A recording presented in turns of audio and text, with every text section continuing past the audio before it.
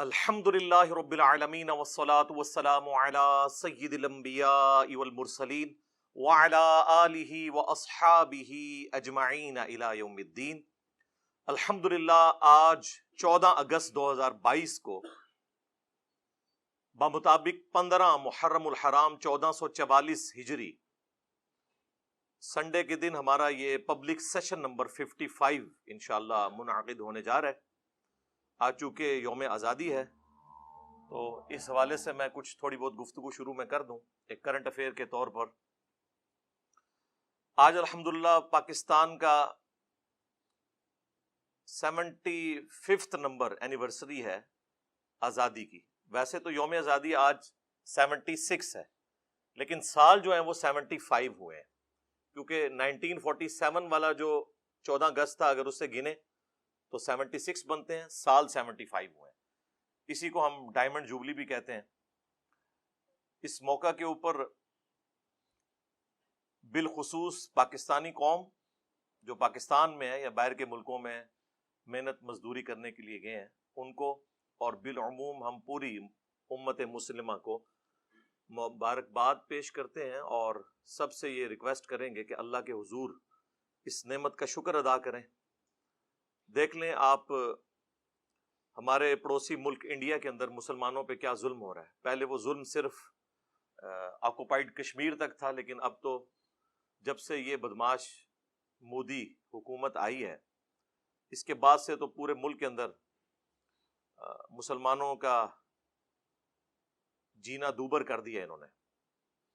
اس کے علاوہ بھی جو آزادی ہمیں یہاں پہ حاصل ہے، خصوصاً مذہبی آزادی، یہ الگ بات ہے کہ مولویوں کا طبقہ یہاں پہ کافی مضبوط تھا، اس کی وجہ سے وہ اختلاف رائے برداشت نہیں کرتے تھے، لیکن اب کافی حد تک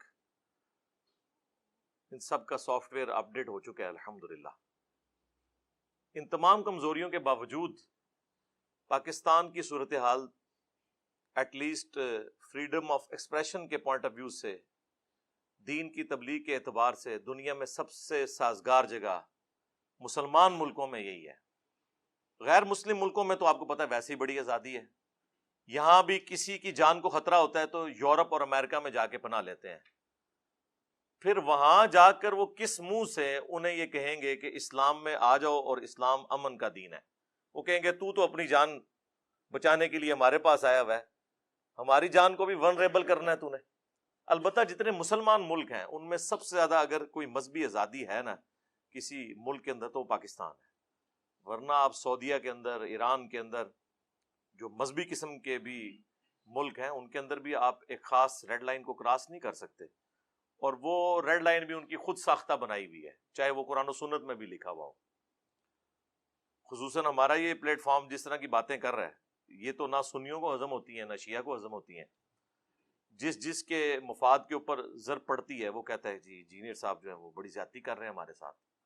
یہ کوئی نہیں کہتا کہ یہ جو کچھ کہہ رہا ہے یہ بالکل ٹھیک کہہ رہا ہے، لکھا یہ ہوا ہے، لیکن چونکہ ہمیں اس سے تکلیف ہوتی ہے اس لیے یہ انتشار ہے۔ تو وہی بات ہے کہ اگر اس کی وجہ سے انتشار ہو رہا ہے یا یہ گند کو ہائی لائٹ کرتا ہے تو یہ سارا گند تو آپ کے بزرگوں کا ڈالا ہوا ہے، ہم تو صاف کر رہے ہیں۔ تو صفائی کرتے وقت تعفن تو اٹھے گا، اس کی بدبو تو آئے گی، لیکن انشاءاللہ ایک دفعہ صفائی ہو جائے گی تو پھر آئندہ کے لیے انشاءاللہ سکون ہو جائے گا۔ تو اللہ کے حضور سب کے سب لوگ شکر ادا کریں اس موقع کے اوپر آج کے دن کے اعتبار سے۔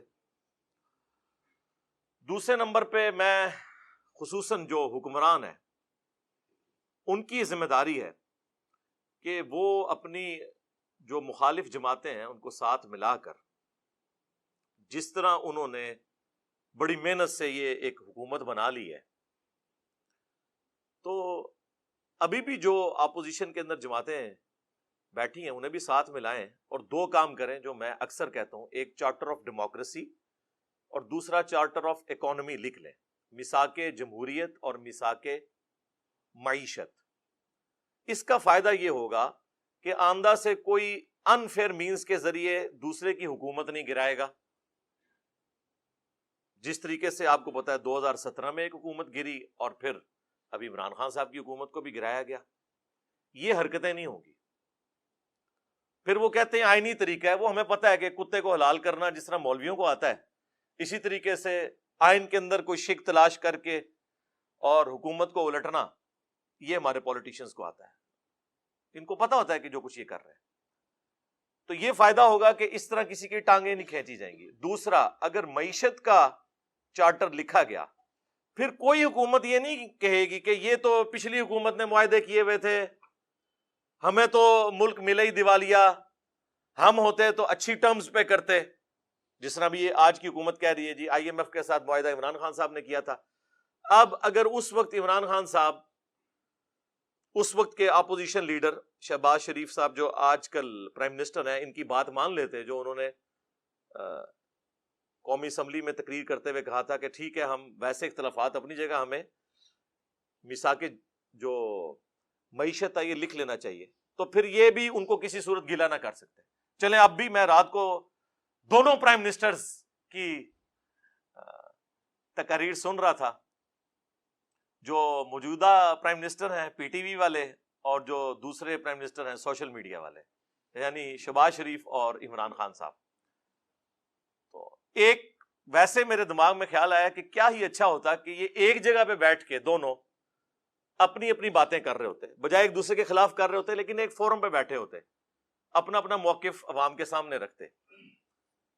آپ امریکہ میں دیکھیں کتنے سخت قسم کے انتخاب میں جو حریف ہیں وہ سامنے آتے ہیں, لیکن جب الیکشن کے رزلٹ آتے ہیں وہ ایک دوسرے کو تسلیم کرتے ہیں بڑے اچھے طریقے سے. یہ ایک ٹرمپ کی مثال ہی تھوڑی سی عجیب ہے, ادروائز اوور آل امریکہ کی ہسٹری میں آپ کو کوئی اس قسم کی چیزیں, لیکن وہاں بھی ایسا نہیں ہوا کہ انہوں نے کوئی حکومت الٹ دی ہو. جس دن ٹرمپ نے حلف اٹھایا تھا پورے امریکہ کے اندر آپ کو پتا ہے احتجاج ہو رہے تھے, لیکن یہ نہیں ہوا کہ اس کی حکومت ختم ہو گئی ہے, جمہوریت کو کوئی خطرہ نہیں ہوا. اور جس دن جو بائیڈن نے حلف اٹھایا ہے, ٹرمپ کے ماننے والے جو لوگ تھے وہ احتجاج کر رہے تھے, لیکن اس سے حکومت نہیں گری. حکومتیں ایسے گرنی بھی نہیں چاہیے. تو یہ چارٹر آف ڈیموکریسی اور چارٹر آف اکانومی لکھ لی جائے تو پاکستان کے 90% مسائل حل ہو جائیں گے. اس کے بعد ہی کوئی حکومت اچھی چیزیں عوام کو ڈیلیور کر سکتی ہے. ظاہر پالیسیز بنانی ہے تو وہ ظاہر اکانومی میں ہی آتی ہے نا. ہمارا اس وقت سب سے بڑا مسئلہ جو ہے بھوک پڑی ہوئی ہے, ہمیں اپنی فوج کو دینے کے لیے, سرکاری ملازمین کو دینے کے لیے تنخواہیں نہیں ہیں, اس کے لیے ہم آئی ایم ایف سے قرضے مانگتے ہیں. اور یہ وہ قوم ہے جو قرضہ ملنے کے اوپر خوش ہو رہی ہوتی ہے. اندازہ کریں کہ اتنے ڈالر آ گئے تو اب یہ ہو جائے گا, بھئی اتارنا بھی ہے ایسے. یہ تو نہیں ہو سکتا کہ وہ آپ سے قسط مانگیں اور آپ کہیں کہ آیا جے غوری, انج نہیں دنیا دے کام چل دے. آیا جے غوری کیڑی دنیا چ رہ رہے ہو اللہ دے بندے ہو, وہ گل کرنے والی کرو. ایک تو یہ کام ہے جو کیا جائے حکمرانوں کے پوائنٹ آف ویو سے اور اپوزیشن کے پوائنٹ آف ویو سے, بجائے اپنی اپنی قوموں سے خطاب کرنے کے ایک جگہ بیٹھ کے. آپ دونوں تو الگ ہیں, لیکن جس قوم سے آپ خطاب کر رہے ہیں وہ تو ایک ہے نا, تو اکٹھے ایک جگہ بیٹھ کے خطاب کریں, اپنا اپنا پوائنٹ آف ویو بیان کریں.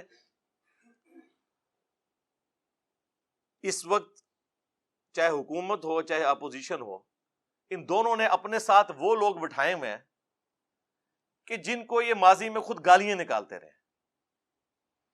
رات کو پرویز الہی صاحب نے بھی تو تقریر کی ہے نا, جو سٹنگ چیف منسٹر ہیں. ان کو عمران خان صاحب کیا کچھ کہتے تھے پہلے, تو اب ساتھ بیٹھے ہوئے ہیں.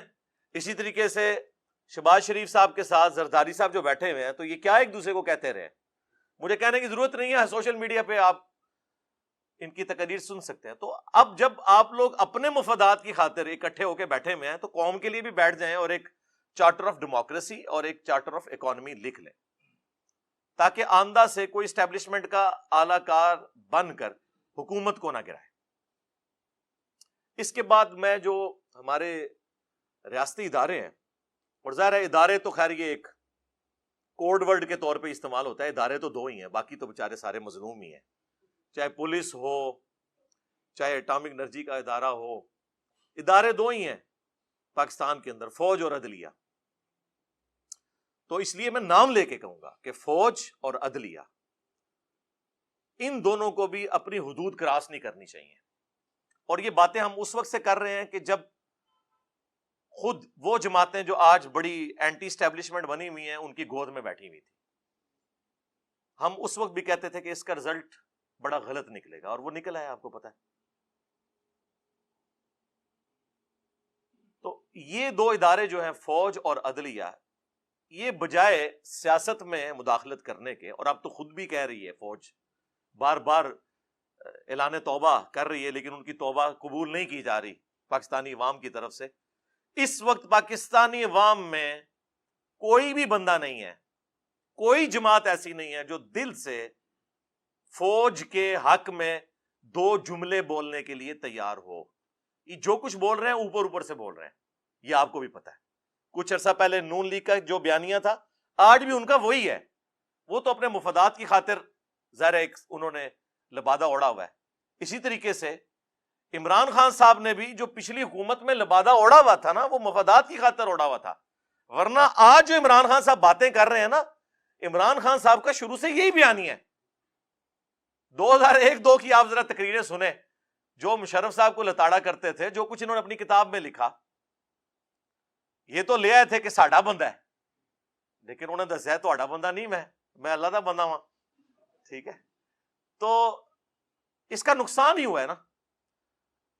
اور پھر دیکھیں کہ جب آپ سیاست میں مداخلت کرتے ہیں، چاہے فوج یا عدلیہ، آپ اپنے کام کوئی نہیں کر رہے ہوتے.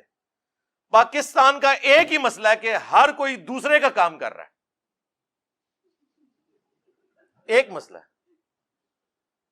وہ ہمارے جو ایکس چیف جسٹس صاحب تھے، کبھی ہاسپٹل میں پہنچے ہوتے تھے، پھر انہوں نے کہا تھا میں نے ریٹائر ہو کے جو ہے وہ ڈیم فنڈ کے لیے جو ہے وہ خیمہ لگا لینا ہے وہاں پہ، پوری قوم کو بڈ بنا کے چلے گئے. ابھی تک بینکوں کے باہر جو ہے نا ان کے وہ لگے ہوئے ہیں چندہ فنڈ کے بینرز. لیکن ان سے کوئی پوچھ لے کہ سر یہ بتائیں کہ اس وقت پینڈنگ کیسز کتنے ہیں، تو وہ آپ کے اوپر توہین عدالت لگا دیں گے. آپ کون ہوتے ہیں پوچھنے والے؟ بھائی ہم وہ ہوتے ہیں پوچھنے والے کہ ہمارے ٹیکسز سے آپ لوگوں کی عیاشیاں فلفل ہو رہی ہیں. آپ لوگ 12 15 لاکھ پینشن لے رہے ہیں اور لائف ٹائم سیکیورٹی لے رہے ہیں. تنخواہیں اور پریویلیجز تو چھوڑ دیں، ہم بھی پوچھنے والے ہیں. آپ ملازم ہیں، ہم کوئی غلام ہیں؟ ہاں آپ غلام ہیں پاکستانی عوام کے. میں سرکاری ملازمت الحمدللہ 19 گریڈ میں نے ریٹائرمنٹ لی ہے. میں آج بھی کہتا ہوں ہم پاکستانی عوام کے غلام ہیں. بلکہ میرے آفس میں جب کوئی کہتا تھا نا ملک و قوم کی خدمت کریں، میں نے کہا یہ کون سا یار تماشا لگایا ہوا ہے ملک و قوم کی خدمت؟ جی اٹامک انرجی والے ملک و قوم کی خدمت کر رہے ہیں، مفت کر رہے ہو، تنخواہیں لے رہے ہو، گاڑیاں لی ہوئی ہیں، ہاؤس رینٹ لے رہے ہو، لائف ٹائم پینشن لوگے. یہ کون سی ملک و قوم کی خدمت ہو رہی ہے؟ یہ اسی طرح کی خدمت ہے جس طرح علماء کہہ رہے ہیں ہم دین کا کام کر رہے ہیں. چندوں پہ خدمت کون سی ہے؟ تنخواہ لے رہے ہو، یہ کون سی بات ہوئی؟ تو یہ اپنے کام نہیں کرتے. جس طرح عدلیہ کی پالیٹکس میں انوالومنٹ کی وجہ سے پاکستان میں کروڑوں لوگ افیکٹنگ ہیں، کیسز کے فیصلے نہیں ہو رہے، بندے مر جاتے ہیں جیل میں، بعد میں 22 سال بعد پتہ چلتا ہے بندہ بے قصور تھا. دادا کیس کرتا ہے اور پوتا اس گھر میں شفٹ ہوتا ہے، اور بعض اوقات وہ بھی نہیں ہوتا. میرے اپنے کچھ کیسز پینڈنگ پڑے ہوئے کئی سالوں سے بڑی عدالتوں کے اندر، چھوٹی تو چھوڑ دیں آپ.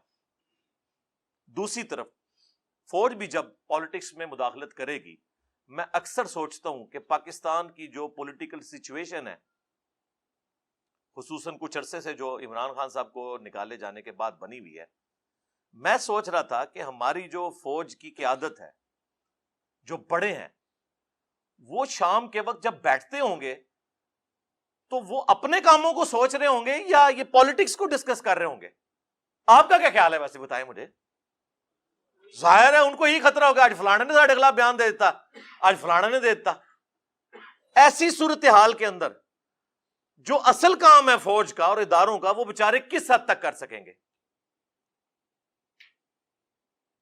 اور یہ بیچارے میں وہ خود ان کا اپنا بھی قصور ہے، میرے بیچارے کوئی نہیں نے. تو اس وقت دل سے کوئی جماعت بھی ان کے لیے ایک جملہ ہمدردی کا بولنے کے لیے تیار نہیں ہے، الٹا خلاف کمپین چلا رہے ہیں. یہ بھی جو کچھ آپ کو پتا ہے وہ ہیلی کاپٹر میں کچھ فوجی شہید ہوئے اور کس طرح پھر کمپین سوشل میڈیا کے اوپر چلی. اور یہ تو وہ ہے جو آپ کو نظر آ رہی ہے. آپ لوگوں سے پوچھیں, آپ ہوٹلوں پہ جا کے ٹیبل ٹاک کریں, آپ کو اندازہ ہوگا کہ میں نے تو اپنی زندگی کے اندر کبھی بھی اداروں کے لیے وہ نفرت نہیں دیکھی ہے جو اس وقت ہے. ایک پی ٹی آئی بچی ہوئی تھی نا جو دفاع کر رہی تھی, آج سب سے زیادہ ان کی زبانیں کھلی ہوئی ہیں فوج کے خلاف. رہ گئی نون لیگ, پیپلز پارٹی, JUIF. وہ اگر کوئی جملہ بولیں گے بھی تو بس جنہوں کہتے ہیں گونگلواں تو مٹی چاڑنے آستے ہیں, اندر سے وہ بھی خوش ہیں کہ ٹھیک ہو رہے ہیں نا. ہاں, تو یہ ہے ملکوں کی تباہی کا آغاز کہ جب پاکستان کے ادارے پاکستان کی عوام کی نظر میں بے عزت ہو جائیں, بے توقیر ہو جائیں. آپ لوگ سمجھ رہے ہو شاید کسی کو وسوسہ آ جائے کہ ہم کوئی ان کے ایجنڈے کے اوپر بات کر رہے ہیں. نہیں میرے بھائی, ان کے ایجنڈے پہ بات کر رہے ہوں تو ہم مجرم عوام کو قرار دیں. ہم تو کہہ رہے ہیں یہ آپ کی ہوئی آگے آئی ہیں, عوام مجرم نہیں ہے. ہمیشہ بڑے اور لیڈرز مجرم ہوتے ہیں جس طرف عوام جاتی ہے. ان کی پالیسیز کا رزلٹ یہ نکلتا ہے. جس طرح ہم نے نان اسٹیٹ ایکٹر پال کے جو کچھ نکالا رزلٹ, FATF کی تلوار لٹکی, ٹھیک ہے جی, پھر جو کل تک ڈان لیگز تھی وہ پاکستان کی پالیسی بن گئی. تو سمجھ آئی نا کھا کے کہ ہاں یار یہ کام نہیں ہونا چاہیے, صرف فوج کا کام ہے. پھر ضرب عضب بھی, رد الفساد بھی, یہ ساری چیزیں ہوئی. اور اب جو ہے وہ DGISPR کی آدھی پریس کانفرنس یہ ہوتی ہے کہ ہمارا سیاست سے کوئی تعلق نہیں, ہمارا سیاست سے کوئی تعلق نہیں. سرکار یہ روزانہ 100 دفعہ آپ تسبیح کھینچے نا, 100 دفعہ, ہاں, اور 100 سال تک کھینچتے رہے, پھر بھی اس قوم کو یقین نہیں آنا جب تک پریکٹیکلی آپ اس کو امپلیمنٹ کر کے نہیں بتائیں گے. یہ ذہن میں رکھیے گا. اس طرح نہیں, جب تک آپ کچھ کر کے نہیں دکھائیں گے. اور پھر آج تو سوشل میڈیا اتنا پاورفل ہے کہ کسی کی کوئی بات چھپی بھی نہیں رہ سکتی. آپ ذرا سی ہینکی پھینکی کریں گے, کوئی نہ کوئی کلپ گھومتا گھماتا آ جائے گا, اور پھر کوئی بڑا صحافی اٹھا کے اسے ٹویٹر پہ یا اپنے فیس بک پہ لگا دے گا, اور پھر وہ جناب اس طرح پھیل جائے گا. پھر آپ بے شک گرفتار کرتے ہیں. مجھے بتائیں گرفتاریوں سے کیا وہ جو باتیں لوگوں کے ذہنوں میں چلی گئی ہیں وہ نکل گئی ہیں؟ نہیں. تو یہ کون سا طریقہ ہے؟ اس کی بجائے نیریٹو بنائیں. فوجیں صرف ملک کی سرحدوں کی حفاظت کر سکتی ہیں.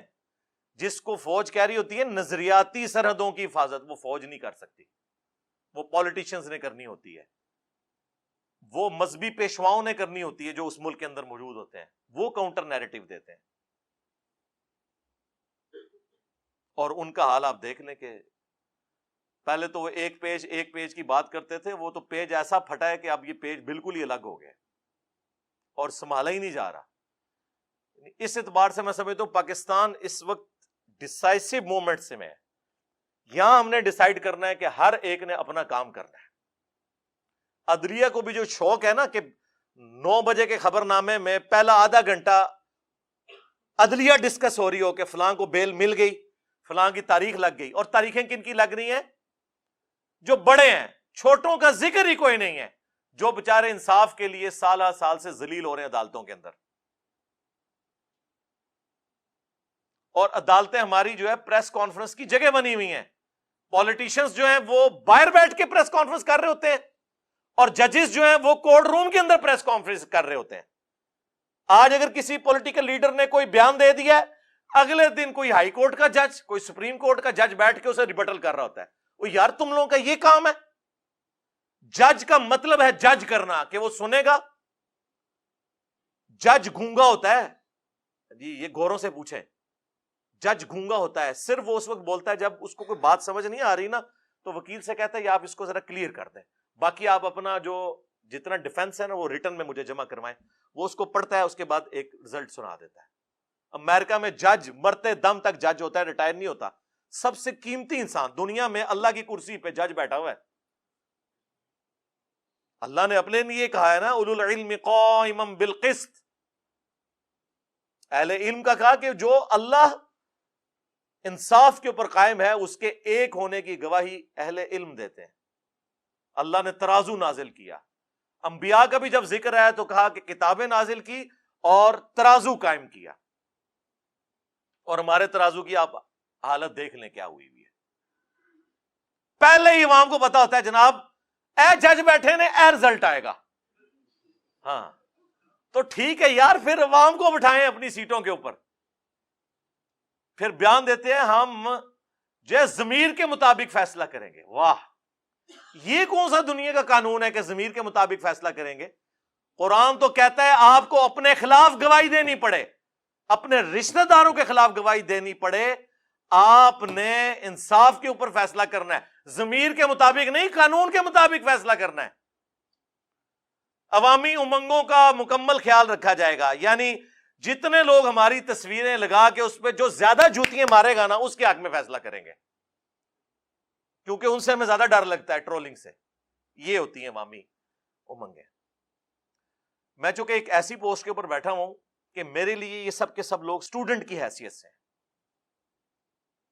اس لیے میں ان سے اس لہجے میں گفتگو کر سکتا ہوں, اور پریکٹیکلی اسٹوڈنٹ ہیں بھی ہیں الحمدللہ. تو کوئی تو ہونا چاہیے نا جو بڑوں کے بھی کان کھینچے کہ یار آپ لوگ کیا کر رہے ہیں, کیونکہ صحافیوں کے اوپر تو پھر یہ مقدمات بنا دیتے ہیں, کبھی توہین عدالت, کبھی غدار وطن, کبھی کچھ. تو کم از کم جو نیوٹرل پلیٹ فارم سے ہیں, یہ نیوٹرل وہ والا نہیں, عمران خان صاحب والا نہیں, ان بائسڈ, جیسے اس لفظ کو بدنام کر دیا, ان بائسڈ کہنا چاہیے, غیر جانبدار. تو وہ لوگ کم از کم ان کو ہوش دلائیں کہ یار ہوش کے ناخن لیں.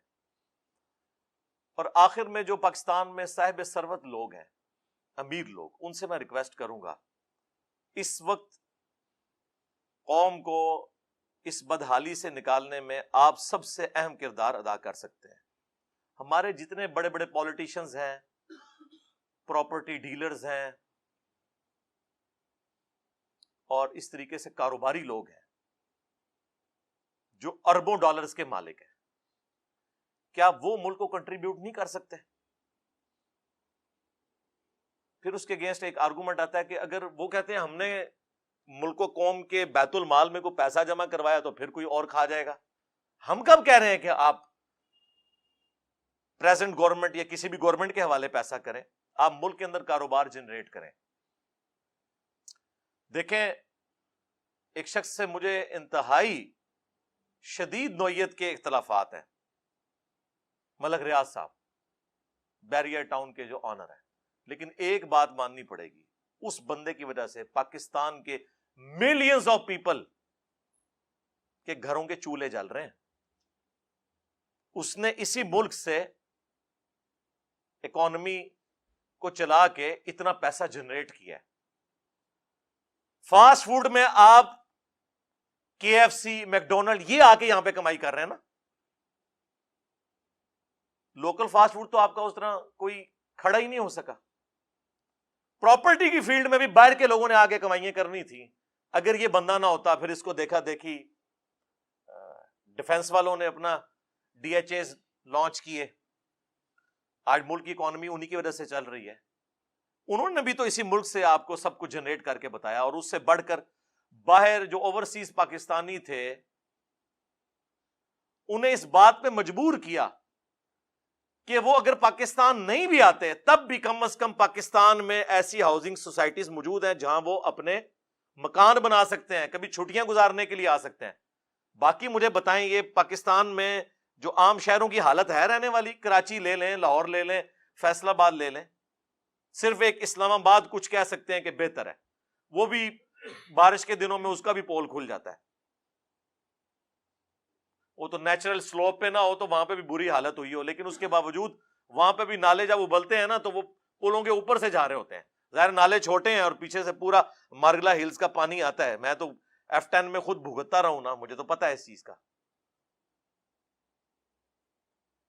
لیکن یہ دیکھیں اسی ملک سے سب کچھ کیا ہے نا.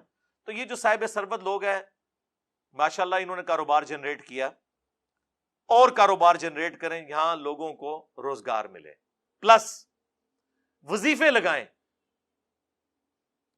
ایسے بچوں کے جو پڑھ سکتے ہیں لیکن ان کے پاس پیسے نہیں ہیں. ان کی تعلیم کا خرچہ اٹھائیں.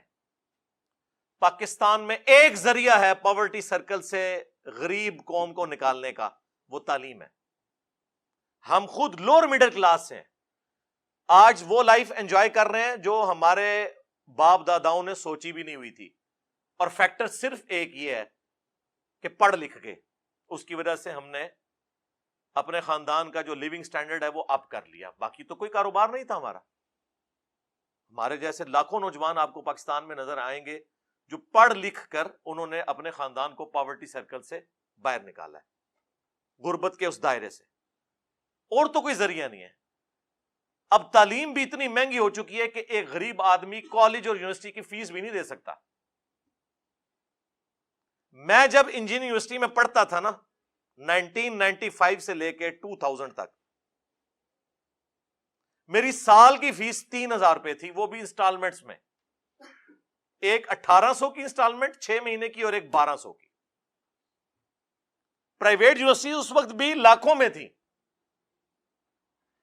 اور یہ 3000 میں پورے سال کا ہاسٹل کا خرچہ، صرف کھانے کو آپ نکال دیں، ہاسٹل میں بجلی کا، پانی کا، رہائش کا، صفائی، سب کچھ اس میں شامل. آج بھی سرکاری جو یونیورسٹیز ہیں ان کا خرچہ دیکھا جائے تو بہت کم ہے، لیکن ظاہر وہ ٹیکسز سے ہو رہا ہوتا ہے نا. لیکن اگر آپ امیجن کریں کہ سرکاری یونیورسٹیز میں کتنے لوگوں کو داخلہ ملے گا، اتنا میرٹ ہائی ہو چکا ہے. تو پرائیویٹ یونیورسٹیز میں تو غریب آدمی تو اپنے بچوں کو پڑھا نہیں سکتا. تو ایٹ لیسٹ یہ صاحب ثروت لوگ جو ہیں وہ ان لوگوں کی تعلیم کا خرچہ اٹھائیں. پھر ایسی ٹریننگز دی جائیں خصوصاً کمپیوٹر کی فیلڈ میں. اب تو فری لانسنگ کا دور ہے. میں حیران ہوں کہ بنگلہ دیش میں 6 ملین لوگ، 60 لاکھ لوگ، بچے 20 سے 30 سال کی عمر کے، ان کا جو ذریعہ معاش ہے نا وہ فری لانسنگ ہے. ہنر سیکھا ہوا ہے، کمائی کر رہے ہیں. بنگلہ دیش دنیا میں دوسرے نمبر پہ آ گیا ہے فری لانسنگ کے پوائنٹ آف ویو سے، چائنا کے بعد. ہم کہتے تھے جناب غریب قوم ہے، اور کسی کو مثال دی جاتی تھی نا تو کہا جاتا تھا تیری 2 ٹکے کی بھی اوقات نہیں ہے. آج 2 ٹکے جو ہیں وہ پاکستان کے 4 روپے کے برابر ہیں، جو آپ 2 ٹکے کہا کرتے تھے. حالانکہ ان کے پاس ریسورسز بہت کم تھے. اچھا یہ میں کوئی جیلسی میں بات نہیں کر رہا، مجھے تو بڑی خوشی ہوتی ہے بنگلہ دیش ترقی کرے، پھلے پھولے، ہمیں خوشی ہوتی ہے کہ ٹھیک ہے یار، ایک غم تھا وہ ہم سے الگ ہوئے. لیکن جس طرح کبھی ماں باپ بھی یہ کہتے ہیں کہ یار ٹھیک ہے بچے ہم سے الگ ہو گئے مجبوراً، لیکن اپنے گھروں میں تو خوش ہے نا. ہمیں تو اس بات کی خوشی ہے، وہاں پہ بھی کروڑوں مسلمان رہ رہے ہیں. جب ہم الگ ہوئے تھے آبادی برابر تھی، بلکہ ان کی تھوڑی سی زیادہ تھی. آج دیکھیں جناب ماشاءاللہ یہاں تو بارے ہیں. یہ بھی تو بہت بڑا ایٹم بم ہے نا آبادی والا. اور کروڑوں کا ڈفرنس انہوں نے ڈال لیا ہے، کنٹرول کیا ہوا ہے. یہ کون سا طریقہ ہے جی امت میں اضافہ کرنا ہے؟ جی اس طرح کی امت جو نکھٹو قسم کی اضافہ کرنا ہے، تربیت کوئی نہیں کرنی ہے. یہ پتہ نہیں کس نے ان کو پڑھا دیا ہوا ہے. وہ آپ میرے فیملی پلاننگ کے اوپر جو میری ویڈیوز ہیں وہ دیکھ لیں، وہ آج ٹاپک پھر ایک الگ ہے. تو یہ کام کرنے کا ہے.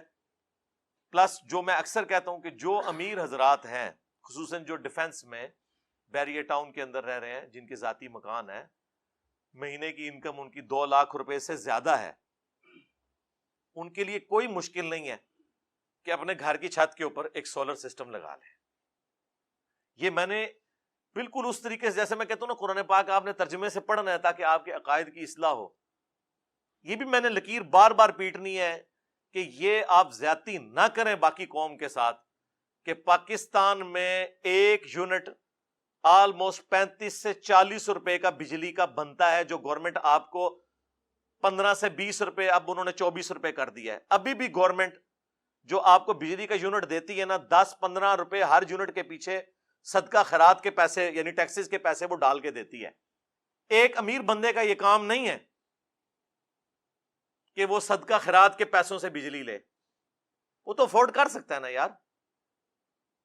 10 kVA کا ایک سسٹم لگا لے اگر بڑا مکان ہے، چھوٹا مکان ہے 5 kVA کا ایک سسٹم لگا لے. آج کی ڈیٹ میں 14 اگست 2022 بمطابق 15 محرم 1444 ہجری آلموسٹ 10 سے 11 لاکھ روپے کا 5 KVA کا سسٹم لگ جاتا ہے.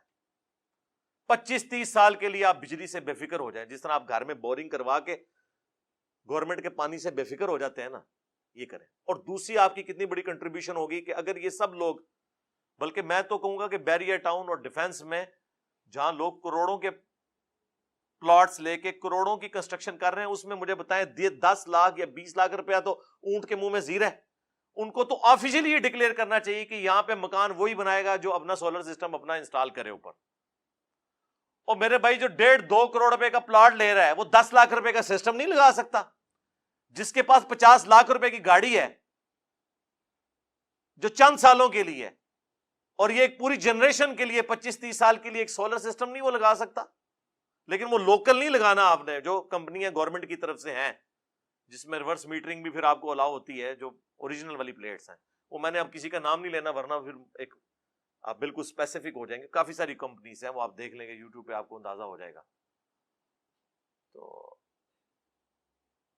یہ کام اگر کر لیں تو اب یہ سب جو ہمارا امیر طبقہ اور زیادہ بجلی بھی یہ یوز کرتا ہے. آپ کو پتا ہے پاکستان میں 35 سے 40% لوڈ جو ہے وہ اے سیوں کا ہے جی. اگر اے سی بند کر دیے جائے نا پاکستان سے تو بجلی زیادہ ہے ہمارے پاس گرمیوں میں.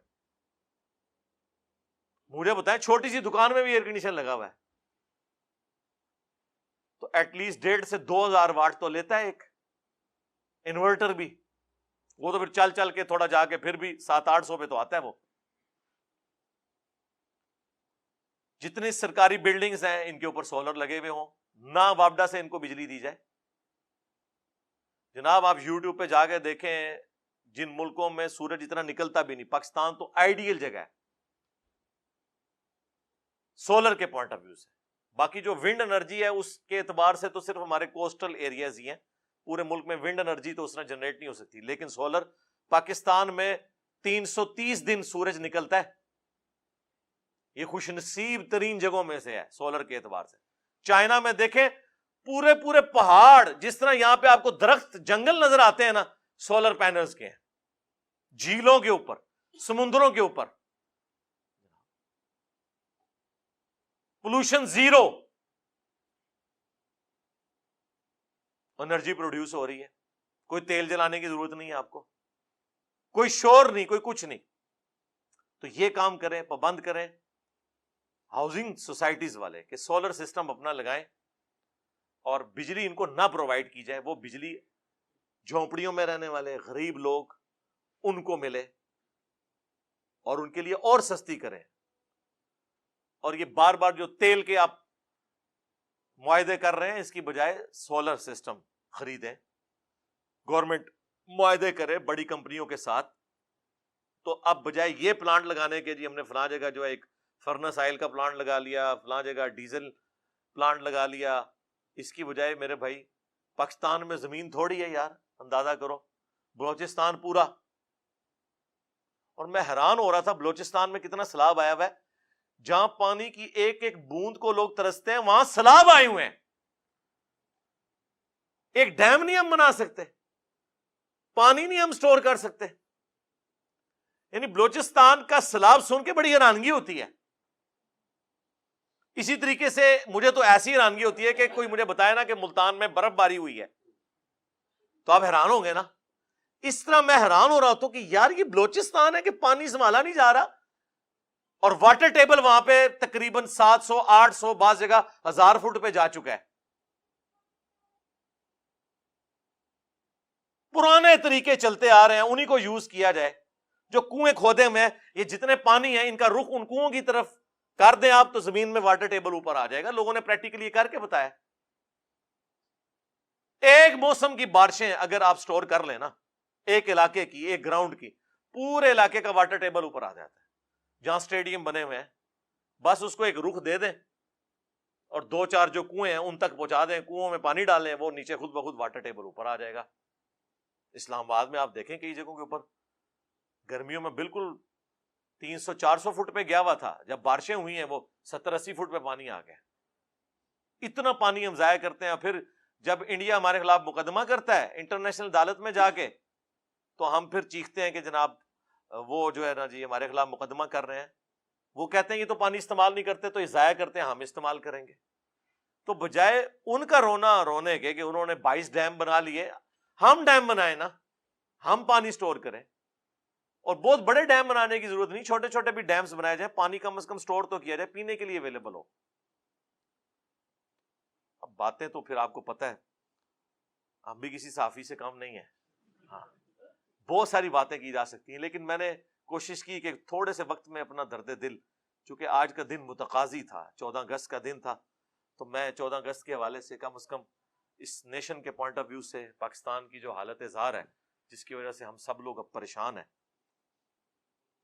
تو دو چار باتیں آپ کے گوش گزار کرتا.